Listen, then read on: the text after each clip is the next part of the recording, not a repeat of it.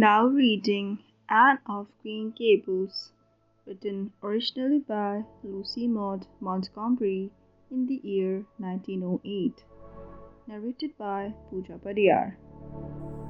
Chapter 15 A Tempest in the School Teapot. What a splendid day, said Anne, drawing a long breath. Isn't it good just to be alive on a day like this? I pity the people who aren't born yet for missing it. They may have good days, of course, but they can never have this one. And it's splendider still to have such a lovely way to go to school by, isn't it? It's a lot nicer than going round by the road. That is so dusty and hot, said Diana practically, peeping into her dinner basket and mentally calculating if the three juicy, toothsome raspberry tarts reposing there were divided among 10 girls, how many bites each girl would have. The little girls of Avonlea School always spooled their lunches, and to eat 3 raspberry tarts all alone, or even to share them only with one's best chum, would have been forever and ever branded as awful mean, the girl who did it. And yet, when the tarts were divided among 10 girls, you just got enough to tantalize you. The way Anne and Diana went to school was a pretty one. Anne thought those walks to and from school with Diana couldn't be improved upon even by imagination. Going around by the main road would have been so unromantic. But to go by Lover's Lane and Willowmere and Violet Vale and the Birch Path was romantic, if ever anything was. Lover's Lane opened out below the orchard at Green Gables and stretched far up into the woods to the end of the Cuthbert farm.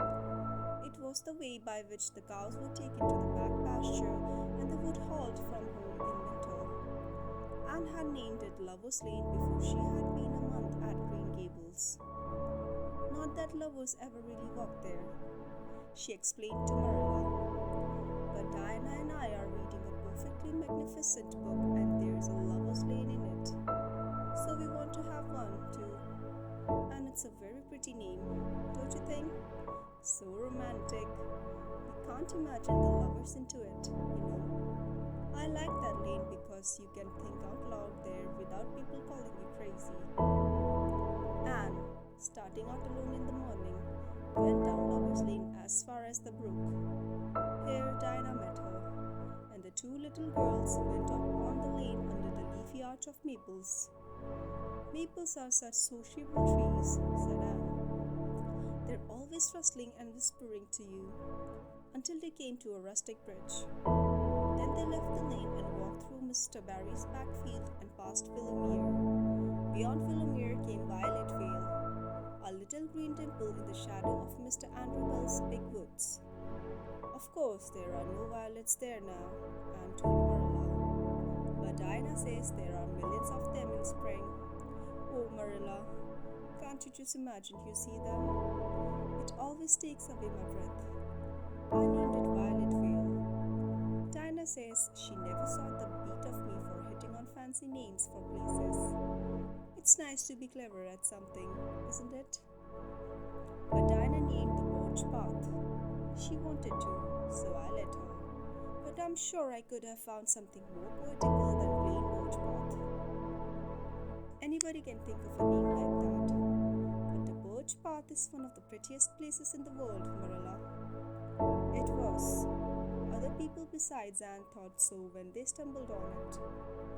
It was a little narrow, twisting path, winding down over a long hill straight through Mr. Bell's woods, where the light came down sifted through so many emerald screens that it was as flawless as the heart of a diamond. It was fringed in all its length with slim young birches, white-stemmed and lissome-bowed, ferns and starflowers and white lilies of the valley, and scarlet tufts of pigeonberries grew thickly along it. And always there was a delightful spiciness in the air, the music of birds called, and the murmur and laugh of woodwinds in the trees overhead. Now and then you might see a rabbit skipping across the road if you were quiet, which, with Anne and Diana, happened about once in a blue moon. Down in the valley, the path came out to the main road, and then it was just up the spruce hill to the school. The Avonlea School was a whitewashed building, low in the eaves and wide in the windows, furnished inside with comfortable, substantial, old-fashioned desks that opened and shut, and were carved all over their lids with the initials and hieroglyphics of 3 generations of school children. The schoolhouse was set back from the road, and behind it was a dusky fir wood and a brook where all the children put their bottles of milk in the morning to keep cool and sweet until dinner hour. Marilla had seen Anne start off to school on the first day of September with many secret misgivings. Anne was such an odd girl. How would she get on with the other children? And how on earth would she ever manage to hold her tongue during school hours? Things went better than Marilla feared, however. Anne came home that evening in high spirits. I think I'm going to like school here, she announced. I don't think much of the master though. He's all the time curling his mustache and making eyes at Prissy Andrews. Prissy is grown up, you know. She's 16 and she's studying for the entrance examination into Queen's Academy at Charlottetown next year. Tilly Boulter says the master is dead gone on her. She's got a beautiful complexion and curly brown hair, and she does it up so elegantly. She sits in the long seat at the back, and he sits there too, most of the time, to explain her lessons, he says. But Ruby Gillis says she saw him writing something on her slate, and when Prissy read it, she blushed as red as a beet and giggled. And Ruby Gillis says she doesn't believe it had anything to do with the lesson. Anne Shirley, don't let me hear you talking about your teacher in that way again, said Marilla sharply. You don't go to school to criticize the master. I guess he can teach you something, and it's your business to learn. And I want you to understand right off that you are not to come home telling tales about him. That is something I won't encourage. I hope you were a good girl. Indeed I was, said Anne comfortably. It wasn't so hard as you might imagine either. I sit with Diana. Our seat is right by the window and we can look down to the Lake of Shining Waters. There are a lot of nice girls in the school and we had scrumptious fun playing at dinner time. It's so nice to have a lot of little girls to play with. But of course, I like Diana best and always will. I adore Diana. I'm dreadfully far behind the others. They're all in the 5th book and I'm only in the 4th. I feel that it's kind of a disgrace. But there's not one of them has such an imagination as I have, and I soon found that out. We had reading and geography and Canadian history and dictation today. Mr. Phillips said my spelling was disgraceful and he held up my slate so that everybody could see it. All marked over. I felt so mortified, Marilla. He might have been politer to a stranger, I think. Ruby Gillis gave me an apple and Sophia Sloane lent me a lovely pink card with "May I see you home" on it. I'm to give it back to her tomorrow. And Tilly Boulter let me wear her bead ring all the afternoon. Can I have some of those pearl beads off the old pin cushion in the garret to make myself a ring? And oh, Marilla, Jane Andrews told me that Minnie Macpherson told her that she heard Prissy Andrews tell Sarah Gillis that I have a very pretty nose.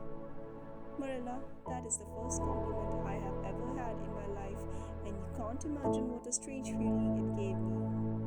Marilla, have I really a pretty nose? I know you tell me the truth. Your nose is well enough, said Marilla shortly. Secretly, she thought Anne's nose was a remarkably pretty one, but she had no intention of telling her so. That was 3 weeks ago, and all had gone smoothly so far. And now, this crisp September morning, Anne and Diana were tripping lightly down the birch path, 2 of the happiest little girls in Avonlea. I guess Gilbert Blythe will be in school today, said Diana. He's been visiting his cousins over in New Brunswick all summer and he only came home Saturday night. He's awfully handsome, and he teases the girls something terrible. He just torments our lives out. Diana's voice indicated that she rather liked having her life tormented out than not. Gilbert Blythe? Said Anne. Isn't his name that's written up on the porch wall with Julia bells and a big take notice over them? Yes, said Diana, tossing her head. But I'm sure he doesn't like Julia bells so very much. I've heard him say he studied the multiplication table by her freckles. Oh, don't speak about freckles to me, implored Anne. It isn't delicate when I've got so many. But I do think that writing take notices up on the wall about the boys and girls is the silliest ever. I should just like to see anybody dare to write my name up with the boys. Not, of course, she hastened to add, that anybody would. Anne sighed. She didn't want her name written up, but it was a little humiliating to know that there was no danger of it. Nonsense, said Diana, whose black eyes and glossy tresses had played such havoc with the hearts of Avonlea schoolboys that her name figured on the porch walls in half a dozen take notices. It's only meant as a joke, and don't you be too sure your name won't ever be written up. Charlie Sloane is dead gone on you. He told his mother, mind you, that you were the smartest girl in school. That's better than being good looking. No, it isn't, said Anne, feminine to the core. I'd rather be pretty than clever, and I hate Charlie Sloane. I can't bear a boy with goggle eyes. If anyone wrote my name up with his, I'd never get over it, Diana Very. But it is nice to keep head of your class. You'll have Gilbert in your class after this, said Diana. And he's used to being the head of his class, I can tell you. He's only in the 4th book, although he's nearly 14. 4 years ago, his father was sick and he had to go to Alberta for his health, and Gilbert went with him. 3 years, and Gil didn't go to school hardly any until they came back. You won't find it so easy to keep head after this, Anne. I'm glad, said Anne quickly. I couldn't really feel proud of keeping head of little boys and girls of just 9 and 10. I got up yesterday spelling ebullition. Josie Pye was head, and mind you, she peeped in her book. Mr. Phillips didn't see her. He was looking at Prissy Andrews, but I did. I just swept her a look of freezing scorn, and she got as red as a beet and spelled it wrong after all. Those Pye girls are cheats all round, said Diana indignantly, as they climbed the fence of the main road. Gertie Pye actually went and put her milk bottle in my place in the brook yesterday. Did you ever? I don't speak to her now. When Mr. Phillips was in the back of the room hearing Prissy Andrews Latin, Diana whispered to Anne, That's Gilbert Blythe sitting right across the aisle from you, Anne. Just look at him and see if you don't think he's handsome. Anne looked accordingly. She had a good chance to do so, for the said Gilbert Blythe was absorbed in stealthily pulling the long yellow braid of Ruby Gillis, who sat in front of him, to the back of her seat. He was a tall boy, with curly brown hair, roguish hazel eyes, and a mouth twisted into a teasing smile. Presently, Ruby Gillis started up to take a sum to the master. She fell back into her seat with a little shriek, believing that her hair was pulled out by the roots. Everybody looked at her, and Mr. Phillips glared so sternly that Ruby began to cry. Gilbert had whisked the pin out of sight and was studying his history with the soberest face in the world. But when the commotion subsided, he looked at Anne and winked with inexpressible drollery. I think your Gilbert Blythe is handsome, confided Anne to Diana. But I think he's very bold. It isn't good manners to wink at a strange girl. But it was not until the afternoon that things really began to happen.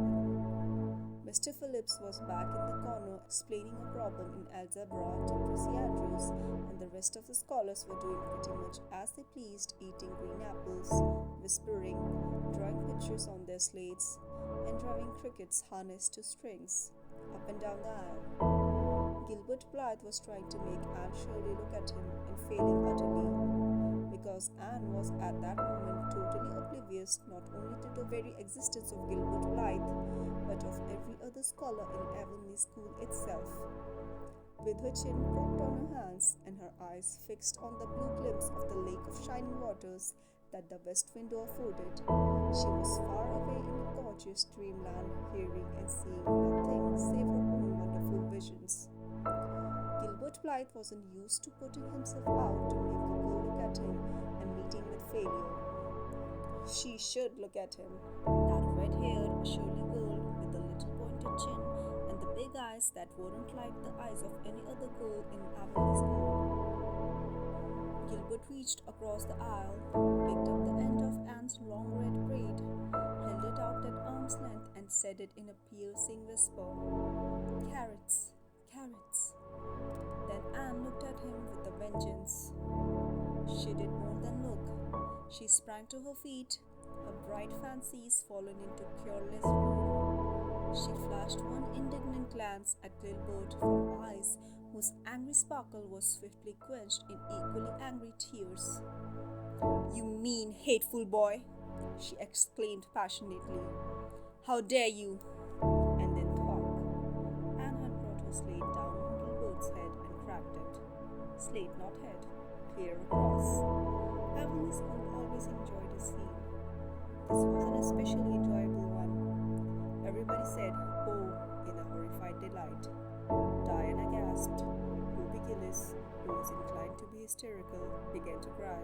Tommy Sloane let his team of crickets escape him altogether while he stayed open-mouthed at the tableau. Mr. Phillips stalked down the aisle and laid his hand heavily on Anne's shoulder. "Anne Shirley, what does this mean?" he said angrily. Anne returned no answer. It was asking too much of flesh and blood to expect her to tell before the whole school that she had been called carrots. Gilbert it was who spoke up stoutly. "It was my fault, Mr. Phillips. I teased her." Mr. Phillips paid no heed to Gilbert. "I'm sorry to see a pupil of mine displaying such a temper and such a vindictive spirit," he said in a solemn tone, as if the mere fact of being a pupil of his ought to root out all evil passions from the hearts of small imperfect mortals. "Anne, go and stand on the platform in front of the blackboard for the rest of the afternoon." Anne would have infinitely preferred a whipping to this punishment, under which her sensitive spirit quivered as from a whiplash.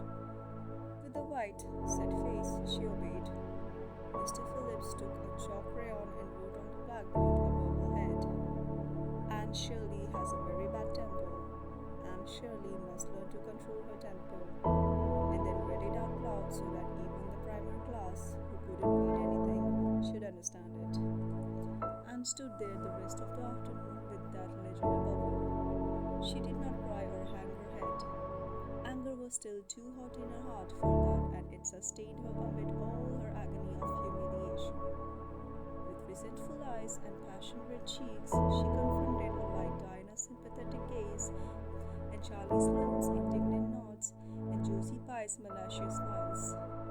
As for Gilbert Blythe, she would not even look at him. She would never look at him. She would never look at him again. She would never speak to him. When school was dismissed, Anne marched out with the red head held high. Gilbert Blythe tried to intercept her at the porch door. "I'm awfully sorry I made fun of your hair, Anne," he whispered contritely. "Honest I am. Don't be mad for keeps now."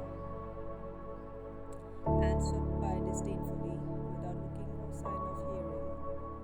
"Oh, how could you, Anne?" breathed Diana as they went down the road, half reproachfully, half admiringly. Diana felt that she could never have resisted Gilbert's plea. "I shall never forgive Gilbert Blythe," said Anne firmly. "And Mr. Phillips spelled my name without an E, too. The iron has entered into my soul, Diana." Diana hadn't the least idea what Anne meant, but she understood it was something terrible. "You mustn't mind Gilbert making fun of your hair," she said soothingly. "Why, he makes fun of all the girls. He laughs at mine because it's so black. He calls me a crow a dozen times,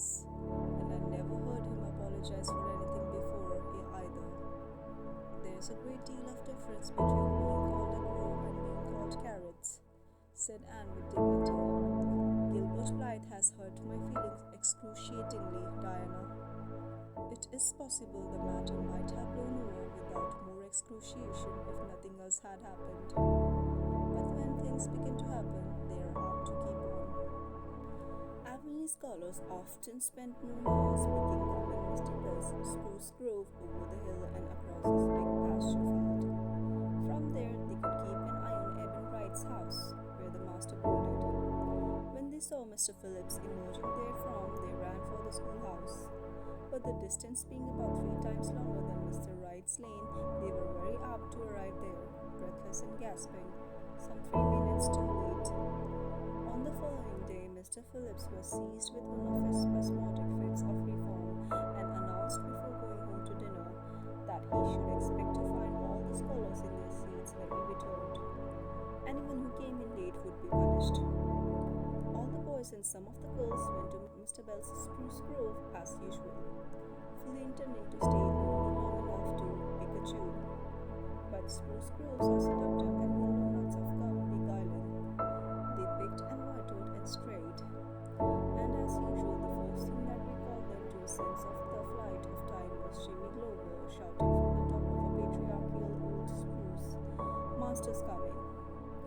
The girls who were on the ground started first and managed to reach the schoolhouse in time, but without a second to spare. The boys, who had to wriggle hastily down from the trees, were later, and Anne, who had not been picking gums at all but was wandering happily in the far end of the grove, waist deep among the bracken, singing softly to herself, with a wreath of rice lilies on her hair as if she were some wild divinity of the shadowy places, was latest of all. Anne could run like a deer, however. Run she did with the impish result that she overtook the boys at the door and was swept into the schoolhouse among them just as Mr. Phillips was in the act of hanging up his hat. Mr. Phillips' brief reforming energy was over. He didn't want the bother of punishing a dozen pupils, but it was necessary to do something to save his word. So he looked about for a scapegoat and found it in Anne, who had dropped into her seat, gasping for breath, with the forgotten lily wreath hanging askew over one ear and giving her a particularly rakish and dishevelled appearance. "Anne Shirley, since you seem to be so fond of the boys' company, we shall indulge your taste for it this afternoon," he said sarcastically. "Take those flowers out of your hair and sit with Gilbert Blythe." The other boys snickered. Diana, turning pale with pity, plucked the wreath from Anne's hair and squeezed her hand. Anne stared at the master as if turned to stone. "Did you hear what I said, Anne?" queried Mr. Phillips sternly. "Yes, sir," said Anne slowly, "but I didn't suppose you really meant it." "I assure you I did." Still with the sarcastic inflection which all the children, and especially Anne, hated, it flicked on the raw, "Obey me at once." For a moment, Anne looked as if she meant to disobey. Then, realizing that there was no help for it, she rose haughtily, stepped across the aisle, sat down beside Gilbert Blythe, and buried her face in her arms on the desk. Ruby Gillis, who got a glimpse of it as it went down, told the others going home from school that she'd actually never seen anything like it. It was so white, with awful little red spots in it. To Anne, this was the ending of all things. It was bad enough to be singled out for punishment from among a dozen equally guilty ones. It was worse still to be sent to sit with a boy. But that boy should be Gilbert Blythe was heaping insult on injury to a degree utterly unbearable. Anne felt that she could not bear it and it would be of no use to try, her whole being seethed with shame and anger and humiliation. At first the other scholars looked and whispered and giggled and nudged. But as Anne never lifted her head, and as Gilbert worked fractions as if his whole soul was absorbed in them and them only, they soon returned to their own tasks, and Anne was forgotten. When Mr. Phillips called the history class out, Anne should have gone, but Anne did not move, and Mr. Phillips, who had been writing some verses to Priscilla before he called the class, was thinking an obstinate rhyme still and never missed her. Once, when nobody was looking, Gilbert took from his desk a little pink candy heart with a gold motto on it, "You are sweet," and slipped it under the curve of Anne's arm. Whereupon Anne rose, took the pink heart gingerly between the tips of her fingers, dropped it on the floor, ground it to powder beneath her heel, and resumed her position without deigning to bestow a glance on Gilbert. When school went out, Anne marched to her desk, ostentatiously took out everything therein, books and writing tablet, pen and ink, testament and arithmetic, and piled them neatly on a cracked slate. "What are you taking all those things home for, Anne?" Diana wanted to know. As soon as they were out on the road, she had not dared to ask the question before. "I am not coming back to school anymore," said Anne. Diana gasped and stared at Anne to see if she meant it. "Will Marilla let you stay home?" she asked. "She'll have to," said Anne. "I'll never go to school to that man again." "Oh, Anne," Diana looked as if she were ready to cry. "I do think you're mean.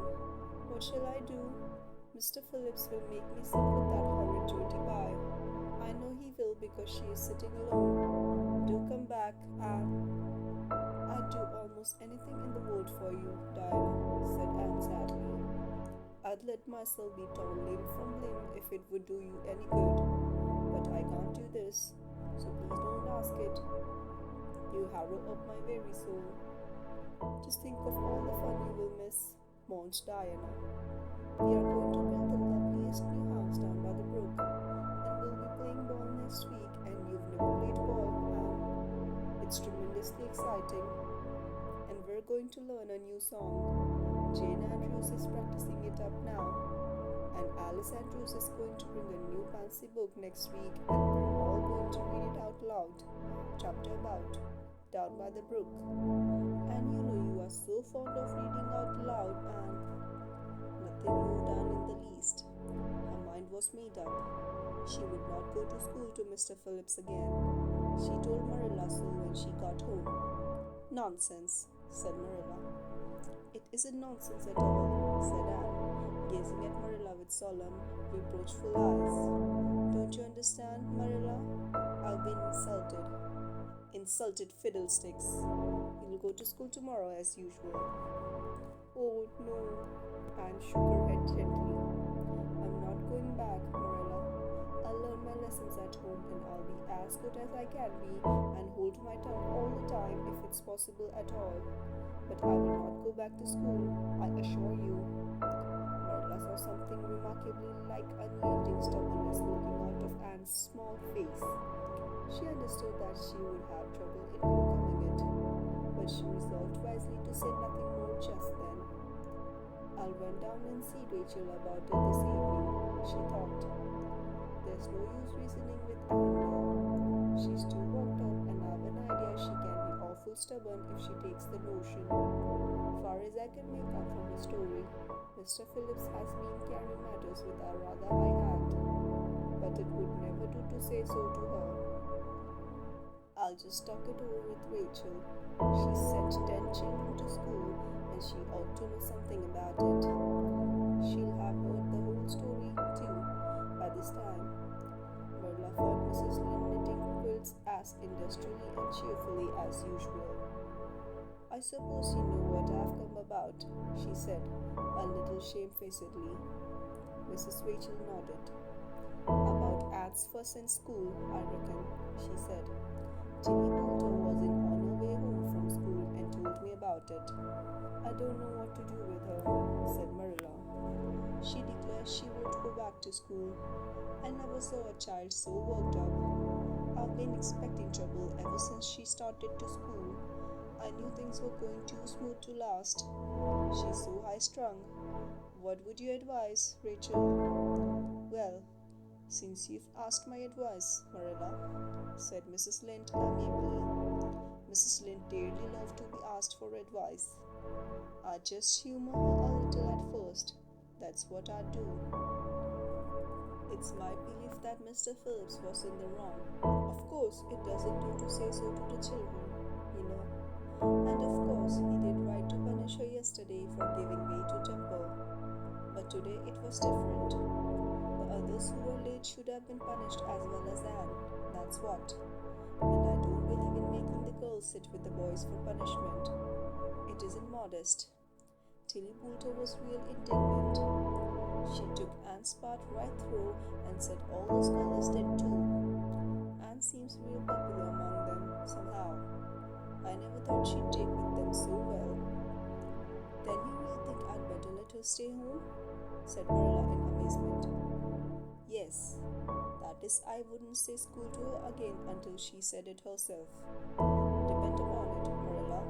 She'll cool off in a week or so and be ready enough to go back of her own accord. That's what. While if you were to make her go back right off, dear knows what freak or tantrum she'd take next and make more trouble than ever. The less fuss made, the better, in my opinion.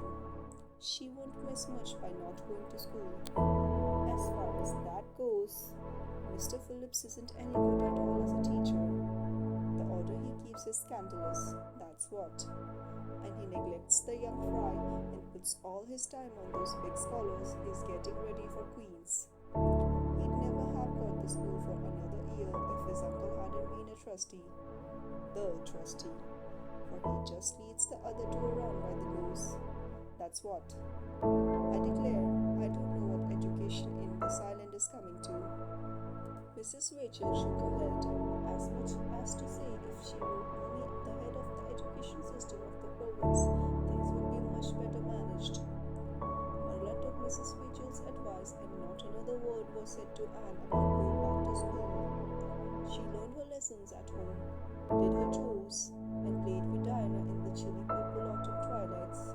But when she met Gilbert Blythe on the road or encountered him in Sunday school, she passed him by with an icy contempt that was more thought by his evident desire to appease her. Even Diana's efforts as a peacemaker were of no avail. Anne had evidently made up her mind to hate Gilbert Blythe to the end of life. As much as she hated Gilbert, however, did she love Diana with all the love of a passionate little heart, equally intense in its likes and dislikes. One evening, Marilla, coming in from the orchard with a basket of apples, found Anne sitting alone at the east window in the twilight, crying bitterly. Whatever's the matter now, Anne? She asked. It's about Diana, sobbed Anne luxuriously. I love Diana so, Marilla. I cannot ever live without her. But I know very well when we grow up that Diana will get married and go away and leave me. And oh, what shall I do? I hate her husband. I just hate him furiously. I've been imagining it all out. The wedding and everything. Diana dressed in snowy garments, with a veil, and looking as beautiful and regal as a queen. And me the bridesmaid, with a lovely dress too, and puffed sleeves, but with a breaking heart hid beneath my smiling face. And the bidding Diana goodbye. Here, Anne broke down entirely and wept with increasing bitterness. Marilla turned quickly away to hide her twitching face, but it was no use. She collapsed on the nearest chair and burst into such a hearty and unusual peal of laughter that Matthew, crossing the yard outside, halted in amazement. When had he heard Marilla laugh like that before? Well, Anne Shirley, said Marilla as soon as she could speak, if you must borrow trouble, for pity's sake borrow it humbly a home. I should think you had an imagination, sure enough. If you enjoyed this, please like, subscribe, and share, and hit the bell icon for more updates from my channel.